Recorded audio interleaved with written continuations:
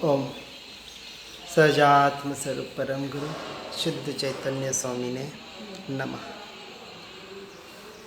समाधि तंत्र में हम देख रहे हैं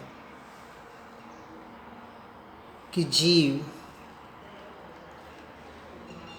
अपनी दशा को मोक्ष मार्ग में किस तरह से आगे बढ़ाता है। वस्तु स्वरूप को ज्यों का त्यों जानकर जहाँ ज्ञान उसमें एकाग्र होता है और वहाँ राग अथवा विकल्प की उत्पत्ति नहीं होती, इसी का नाम चित्त का निरोध है। और चित्त का निरोध करना, इच्छा का निरोध करना ही वास्तविक सच्चा तप है। इसके अतिरिक्त मैं चित्त को रोकूं, मैं विकल्प को रोकूं, ऐसे नास्ति के लक्ष्य से कहीं विकल्प नहीं टूटता, परंतु विकल्प ही और उत्पन्न होते हैं। परंतु मैं चैतन्य स्वभावी त्रिकाली ध्रुव तत्व भगवान आत्मा अभेद अखंड एक तत्व हूँ, इस तरह अस्थि स्वभाव की और ज्ञान का बल देने से चित्त का निरोध सहज हो जाता है। स्वभाव के ओर की एकाग्रता के जोर से राग का और विकल्पों का भी अभाव हो जाता है। इसलिए सबसे पहले वस्तु के स्वभाव को सभी पहलुओं से जैसा है वैसा जानना चाहिए।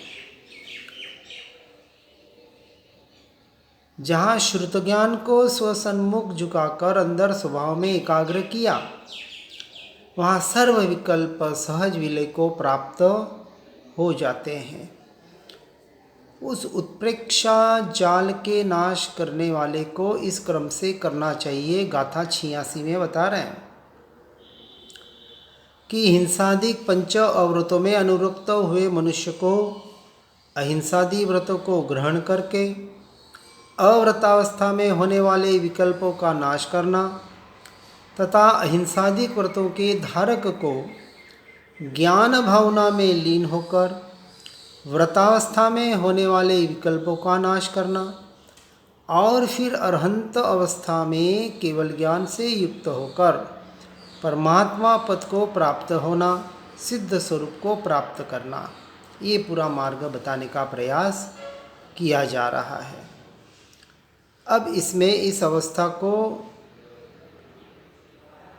क्रम आचार्य महाराज यहाँ बताते हैं कि अव्रत अवस्था में जो हिंसादि पाप के विकल्प होते हैं, उनका अहिंसादि व्रतों का ग्रहण करके नाश करने का प्रयास और पुरुषार्थ करना। फिर व्रत अवस्था में जो अहिंसादि शुभ भावरूप विकल्प होते हैं, उन विकल्पों से भी भेद विज्ञान करके उनका ज्ञान परायण होकर ज्ञान भावना में लीन होकर उस अवस्था का अर्थात अव्रत और व्रत अवस्था का भी विनाश करने का प्रयास करना। और ऐसे ज्ञान भावना में लीन होने पर परम वितराग तथा केवल ज्ञान युक्त जिन दशा अर्थात अरहंत दशा को पर्याय में प्रकट करना। और नियम से ऐसे जीव को सिद्ध पद की प्राप्ति होती ही होती है। जैसे कहा कि अशुभ और शुभ, तो अशुभ की अपेक्षा से शुभ को उपादेय कहा, परंतु शुद्ध की अपेक्षा से शुभ को भी 100% हेय कहा गया। एक एक अपेक्षा को अपनी योग्यता के अनुसार समझना है। ऐसे नहीं कहा कि शुद्ध में भी न रह सको और शुभ को छोड़कर अशुभ में रचे पचे रहो। इसलिए अपेक्षा से कथन समझने का प्रयास करना है, नहीं तो न घर के रहेंगे न घाट के। शुभ हेय है, शुभ करने जैसा नहीं है, क्रिया भाव करने जैसी नहीं है, ऐसा संपूर्णतः निषेध नहीं है। शुद्ध की अपेक्षा से शुभ को हेय कहा गया है। शुद्ध अर्थात जहाँ आत्मरमणता की बात है, आत्मलीनता की बात है, वहाँ अशुभ तो 100% हेय है। लेकिन शुभ भाव शुभ क्रिया अपेक्षा से कथनचित हेय और कथनचित उपादेय कहा है। जब शुद्ध में नहीं है, अपना उपयोग अपनी स्वरूप में स्वभाव में आत्मा की तरफ नहीं है, तब उसे शुभ क्रियाएं अर्थात अपने भूमिका के अनुसार ऐसी शुभ क्रियाएं, ऐसे शुभ भाव की जो परद्रव्य परभावों से हटाकर स्वद्रव्य स्वभाव अर्थात आत्मा में लीन कराए, ऐसे भूमिका के अनुसार यहाँ समझने का प्रयास करना है। अर्थात जिसको ऐसे सम्यक दृष्टि श्रावक को जितने अंश में सम्यक दर्शन होता है, अर्थात जितने अंश में शुद्धि है, शुद्ध भाव है, राग रहित अंश है, उतने अंश में उनके बंध नहीं है, और जितने अंश में राग है उतने अंश में उनको भी बंधन होता है। परंतु सम्यक दृष्टि जीव को अनंतानुबंधी वाला बंध, अनंतानुबंधी वाला कर्म, अनंतानुबंधी वाली कषाएं, वो सम्यक दृष्टि के नहीं है। जितने अंश में सम्यक ज्ञान है उतने अंश में बंध नहीं है, और जितने अंश में राग है उतने अंश में बंध है। जितने अंश में सम्यक चारित्र है उतने अंश में बंध नहीं है, और जितने अंश में राग है उतने अंश में उनको बंध होता है। दर्शन ज्ञान चरित्र का परिणमन एक साथ हो रहा है। जितना शुद्ध में है उतना संवर और निर्जरा है, और जितना शुभ अशुभ में है उस अपेक्षा से पाप और पुण्य का बंध हो रहा है। इसलिए सम्यक दृष्टि को भी भूमिका के अनुसार पूजा भक्ति व्रत महाव्रत नियम आदि के शुभ भाव आते हैं, और ऐसे जो शुभ भाव है वह भी आश्रव बंध का कारण है, वह संवर निर्जरा का कारण नहीं है, होते हैं। इसलिए सम्यक दृष्टि को कहें कि शुभ भाव नहीं तो क्या अशुभ भाव आएंगे, तो अशुभ भाव को तो वो 100% है मान रहा है, वहाँ से निरंतर छूटने का प्रयास और पुरुषार्थ कर ही रहा है। लेकिन किसके लक्ष्य से? आत्मरमणता के लक्ष्य से, शुभ के लक्ष्य से नहीं। इसलिए व्रतादि शुभ विकल्पों को भी अव्रतादि के अशुभ विकल्पों की भांति मोक्ष मार्ग में हेय अर्थात छोड़ने योग्य ही गिना गया है। वहाँ प्रतीति में श्रद्धान में टंकोत्कीर्ण है कि अभी मैं शुद्ध में नहीं रह पा रहा हूँ, इसलिए शुभ में रहना योग्य है, परंतु यह भी मोक्ष का साधन नहीं है। इसलिए जब तक यथाख्यात चारित्र नहीं होता तब तक सम्यक दृष्टि को दो धाराएं रहती है। कौन सी? कि एक शुभाशुभ कर्म धारा और एक ज्ञान धारा।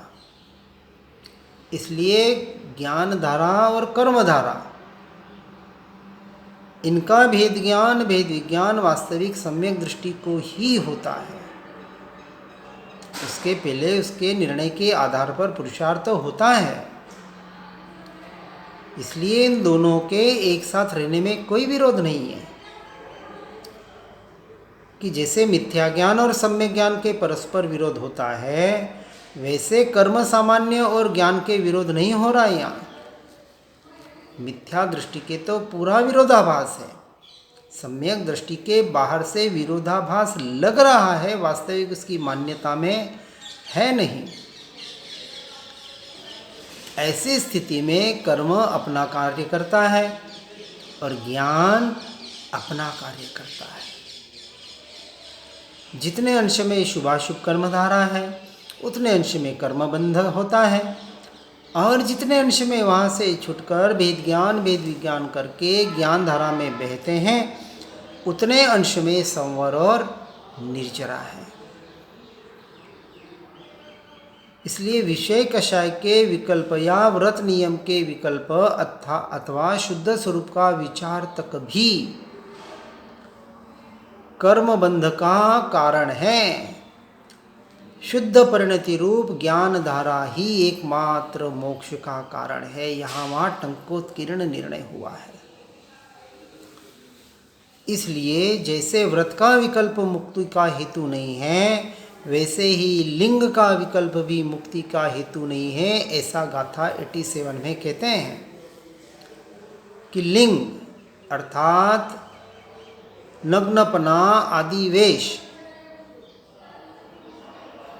श्वेतांबरपना तो नहीं परंतु दिगंबरपना भी, बाहर का द्रव्यलिंगपना जो शरीर के आश्रित देखा जाता है और शरीर ही आत्मा का संसार है, इसलिए जो लिंग के ही आग्रही है वे पुरुष संसार से नहीं छूटते हैं, मुक्त नहीं होते हैं।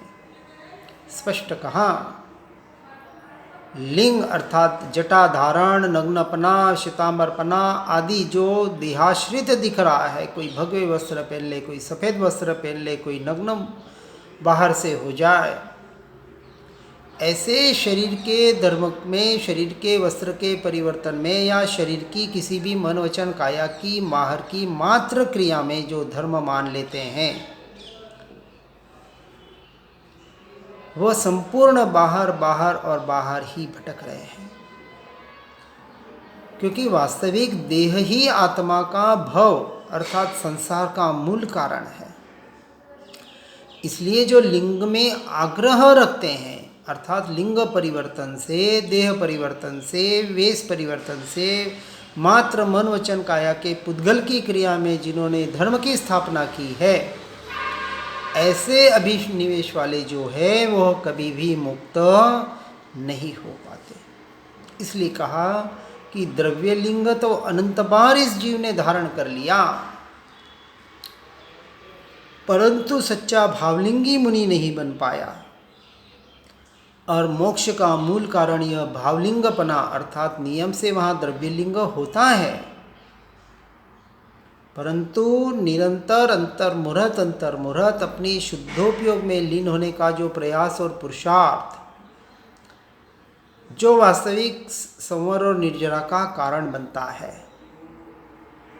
इसलिए अंतरंग वितराग स्वरूप आत्मा के धर्म बिना, स्वरूप स्वभाव रमणता के बिना, लिंग मात्र से, बाह्य वेश मात्र से धर्म की संपत्ति रूप सम्यक्त्व की भी प्राप्ति नहीं होती।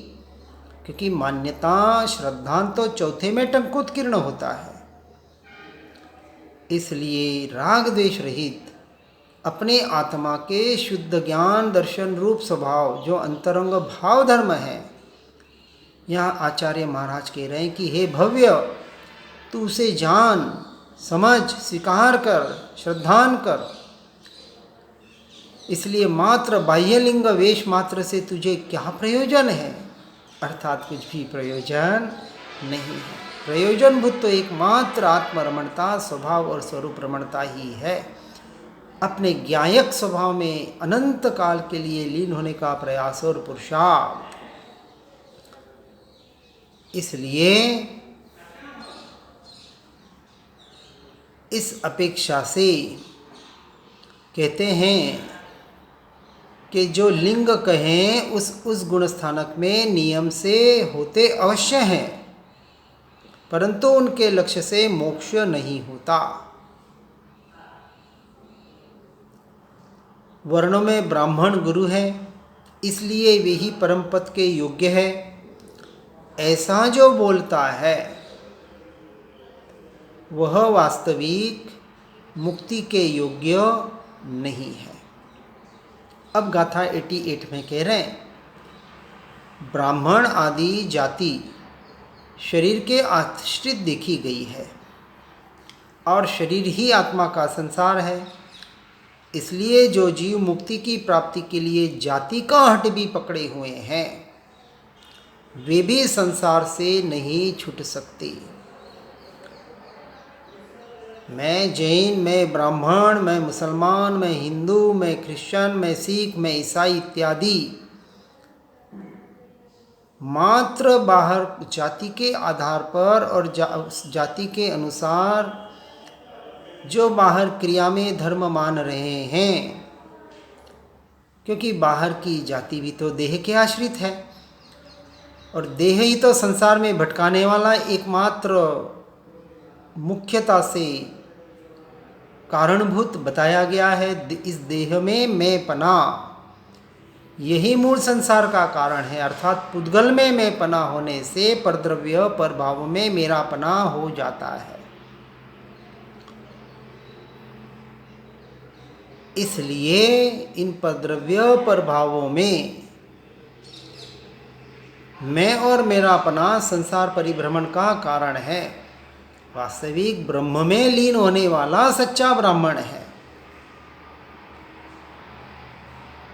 इसलिए इन बाहर के क्रियाकलापों में न अटकते हुए एकमात्र आत्म तत्व का ही निर्णय करना, इतना ही मोक्षार्थी का कर्तव्य है।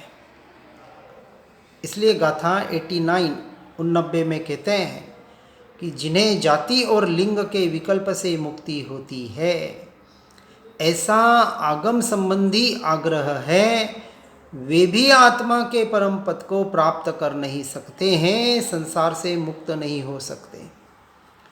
जैसे किसी को लिंग का आग्रह है, किसी को जाति का आग्रह है, उसी तरह तीसरी बात बता रहे हैं कि जो मात्र अपने मत को, अपने संप्रदाय को, अपने आगमों का ही जिन्हें आग्रह है,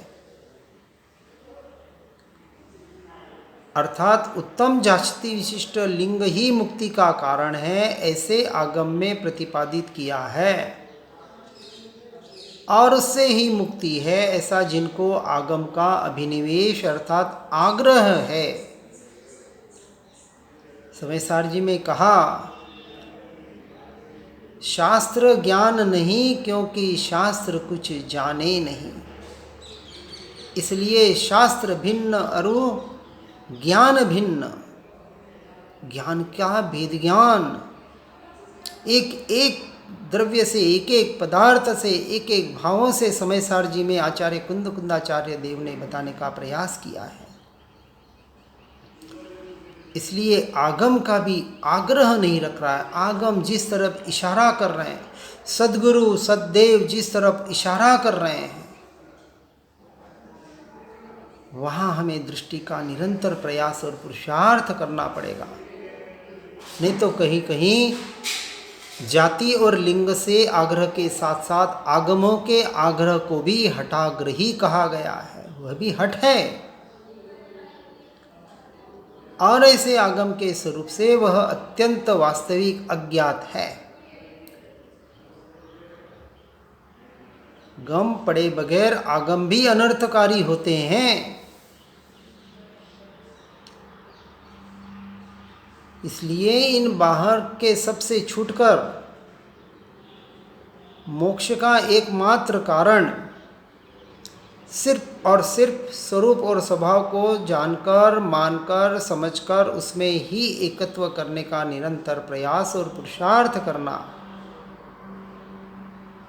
यहाँ स्पष्ट कहने का आचार्य पूज्यपाद स्वामी प्रयास कर रहे हैं।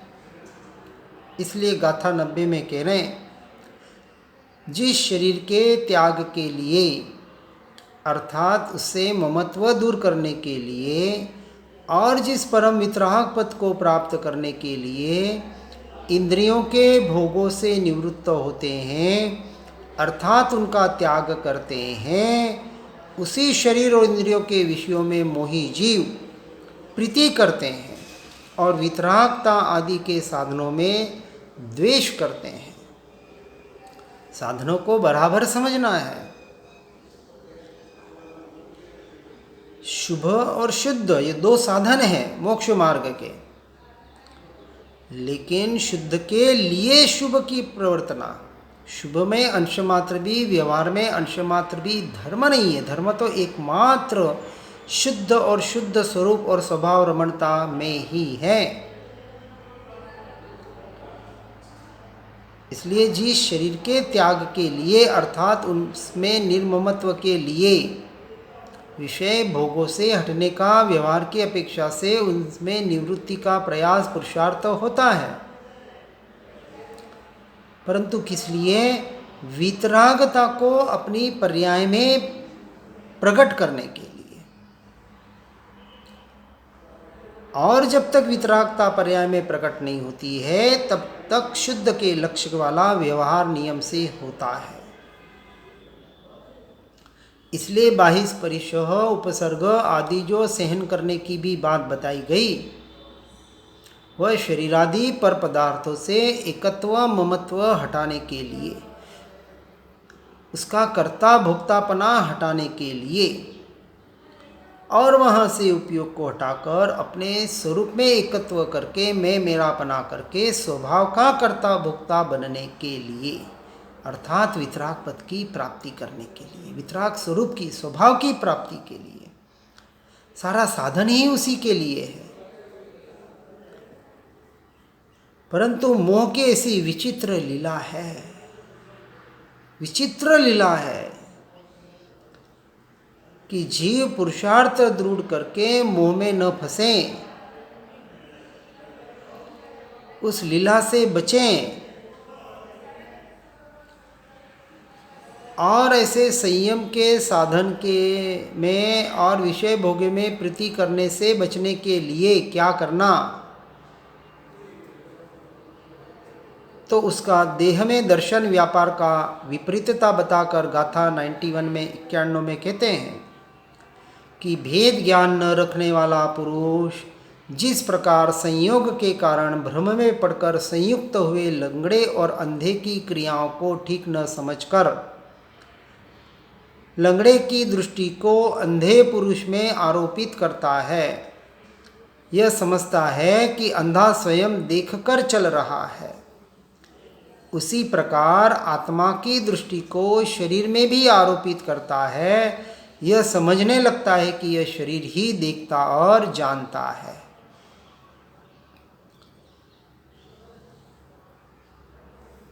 उदाहरण से बताते हैं कि कोई लंगड़ा और अंधा वन में आग लग जाए, अंधे को दिख नहीं रहा इसलिए वो मार्ग को चल नहीं सकता यथार्थ रूप से, और लंगड़े का पांव बराबर नहीं होने के वजह से वो चल नहीं सकता। एक के आंख में दोष है और एक के पांव में दोष है।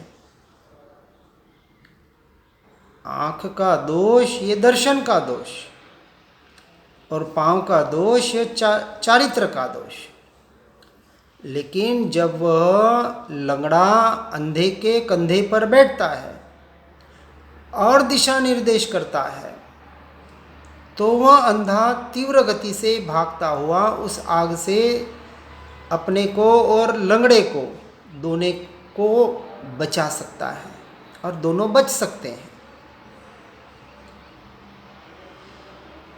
उसी प्रकार यदि हमें परद्रव्य परभावों से हटकर हम अपने स्वरूप और स्वभाव की तरफ दृष्टि नहीं करेंगे,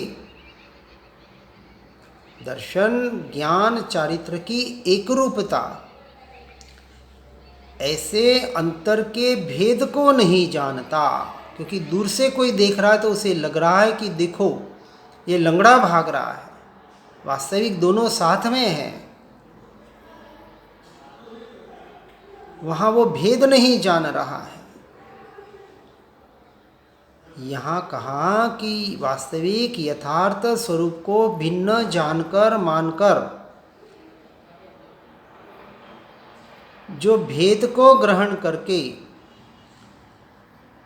फिर अभेद में दृष्टि को स्थिर करने का प्रयास करता है, अर्थात जो मिथ्या दृष्टि थी वहाँ से भेद ज्ञान भेद विज्ञान करके दो द्रव्यों को यथार्थ रूप से भिन्न जानकर मानकर परद्रव्य प्रभावों से उपयोग को हटाकर एकमात्र स्वद्रव्य और स्वभाव में जो रमणता करता है, ऐसा ही जीव वास्तविक अपने स्वरूप और स्वभाव का आश्रय लेकर अनंत काल के लिए मोक्ष का अधिकारी बन सकता है।